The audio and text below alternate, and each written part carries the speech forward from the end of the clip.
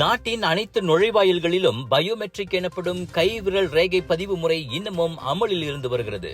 இங்கு வந்திறங்கும் இந்தியா, சீனா உள்ளிட்ட அனைத்து வெளிநாட்டு சுற்றுப்பயணிகளும் அந்த பாதுகாப்பு சரிபார்ப்பு நடைமுறைக்கு உட்படுத்தப்படுவதாக குடிநுழைவுத்துறை கூறியது.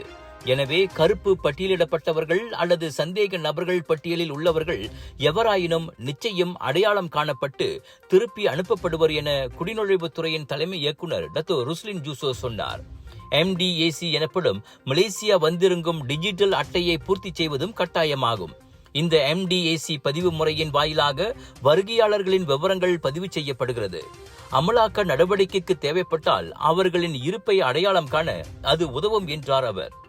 இந்திய, சீன சுற்றுப்பயணிகளுக்கு கடந்த ஆண்டு டிசம்பரில் வழங்கப்பட்ட 30 நாள் விசா விலக்கை அடுத்து குடிநுழைவுத்துறையின் சேவை தரத்தை மேம்படுத்தும் 5 முக்கிய அம்சங்களில் இந்த MDAC முறையும் ஒன்றாகும்.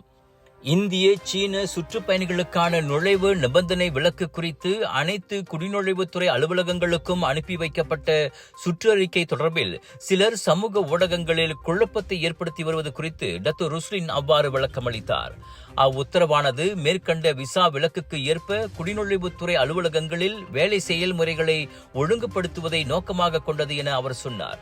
எனவே அவ்வுத்தரவு நாட்டின் நுழைவாயில்களில் பாதுகாப்பு விஷயத்தில் ஒருபோதும் நெறிமுறை பாதிப்பை ஏற்படுத்தாது என டத்தோ ருஸ்லின் உத்தரவாதம் அளித்தார்.